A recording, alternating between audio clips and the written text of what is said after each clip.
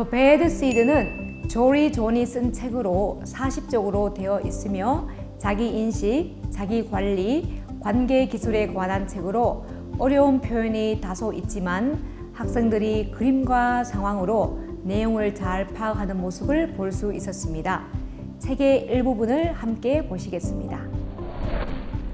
I'm a bad seed. A bad seed. Oh yeah, it's true. The other seeds, they look at me and they say, that seed is so bad. When they think I'm not listening, they mumble. There goes a bad seed. 이 책은 무엇보다 자신에 대한 이해에 혼란을 겪거나 친구 관계에서 갈등을 겪는 10대 학생들이 쉽게 공감할 수 있는 내용입니다. 예상했던 대로 학생들이 주인공에게 감정이입을 하여 재미있게 읽는 모습을 보았습니다. The Bad Seed 수업은 북 트레일러 영상을 보는 것으로 시작했는데요. 북 트레일러를 보고 난 후 학생들에게 왜 이 책 제목이 The Bad Seed일까요? 이야기 결말에서도 주인공이 배드 시드로 행동하게 될까요? 와 같은 질문을 해보았습니다. 그리고 학생들에게 본인은 어떤 면에서 굿시드라고 생각하는지, 어떤 면에서 배드시드라고 생각하는지 짧은 글로 적어보도록 하였습니다. 학생들의 작품을 잠깐 보여드리겠습니다.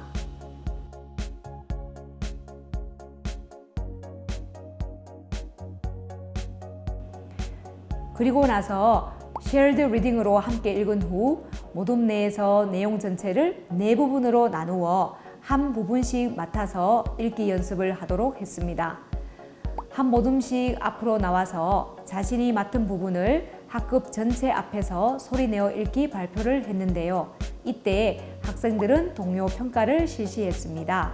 동요 평가 요소는 발음, 읽는 속도, 어조, 목소리 크기로 구성하였고 발표자가 잘한 부분에 대해서만 체크하도록 하였습니다.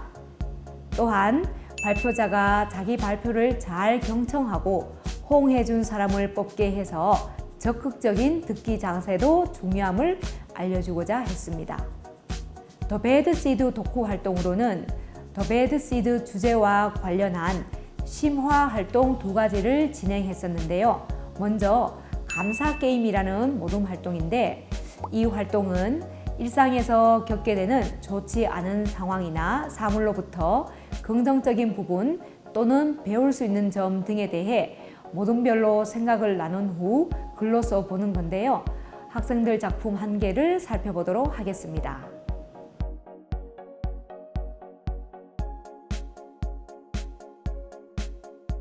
두 번째 심화 활동으로 인간 정원 만들기 활동을 했는데요. 이 활동은 우리 발에서 가장 튼튼하고 멋진 인간 씨앗을 3개 골라 각각의 화분에 심고 주변의 정원을 예쁘게 꾸미는 활동입니다. 각각의 씨앗을 고른 이유를 간단히 영어 한 문장으로 쓰도록 했습니다. 학생들이 만든 인간 정원을 화면에 크게 띄운 후 각자 발표하도록 하고 발표가 끝난 후 소감을 자유롭게 말하도록 했습니다. 이러한 활동을 통해 학생들은 책 내용과 연결지어 생각할 뿐 아니라 존중, 긍정적인 태도, 가치관 등에 대해 자연스럽게 생각할 시간을 가질 수 있게 되었습니다. The Bad Seed 마무리 시간에는 리플렉티브 저널 쓰기로 책에서 배운 내용을 정리하는 시간을 가졌습니다. 저널 쓰기를 빨리 마친 학생들 중에 원하는 학생들은 앵커 액티비티로 제시한 A Recipe for a Good Year 쓰기 과제를 수행했는데요. 한 학생의 작품을 보여드립니다.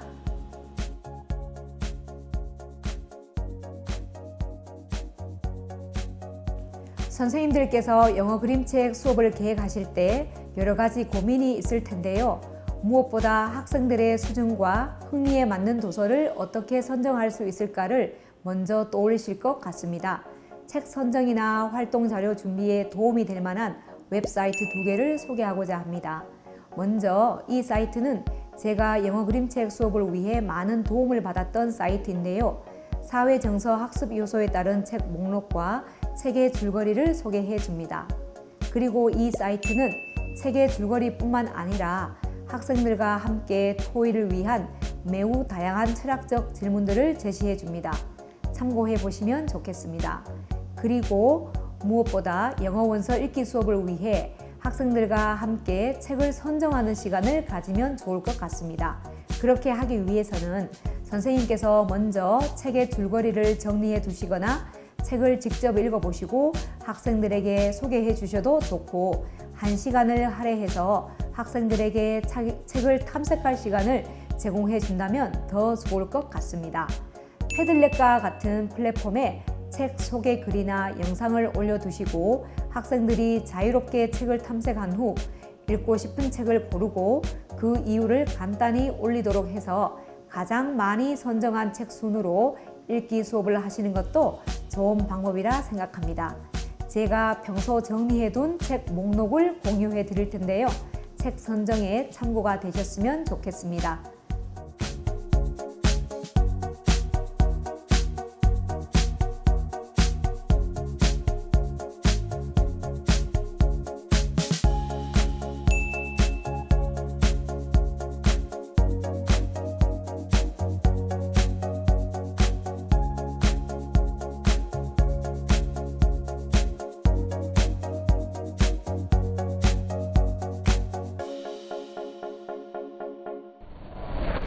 특히 스틱과 스톤이 그네를 타고 놀고 있는 상황에서 파인콘이 다가와 스톤을 놀리는 장면이 있었어요. 근데 파인콘의 진짜 속마음은 스틱과 스톤의 친구가 되지 못할까봐 하는, 오히려 그 두려운 마음이 컸을지도 모른다는 건데요. 사파가는 책 한쪽 귀퉁이에 파인콘을 조그맣게 그려놓고 이러한 파인콘의 감정을 나타냈다는 설명을 듣고, 그림책으로는 그림으로도 많은 이야기를 설명할 수 있구나 라고 알게 되었어요. 저는 평소에 책 읽는 것을 좋아하는 편은 아닌데 주제 선택 활동으로 영어 그림책 수업을 한다고 했을 때 수업으로 영어 그림책을 한다고 좀 의아했어요. 근데 막상 영어 그림책 수업을 하고 보니 책 내용이 크게 어렵지 않고 분량도 짧아서 부담이 없었어요. 선생님이 저희에게 책을 읽어주실 때 그림을 보면서 이야기가 거의 이해가 되었어요. 더 배드 시드를 읽고 나서 친구들 앞에서 책 읽기 발표를 했는데 연습을 계속하다 보니 어느새 제가 주인공 배드 시드가 되어서 배드 시드를 공감하게 되고 발표가 끝난 후에도 배드 시드 내용이 자꾸 떠올랐어요.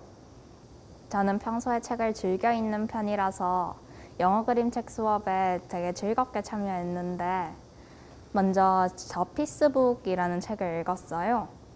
그런데 그 책은 작가가 평화에 대해서 생각한 것을 표현한 것인데, 제가 평소에 생각해보지 않은 게 많았거든요.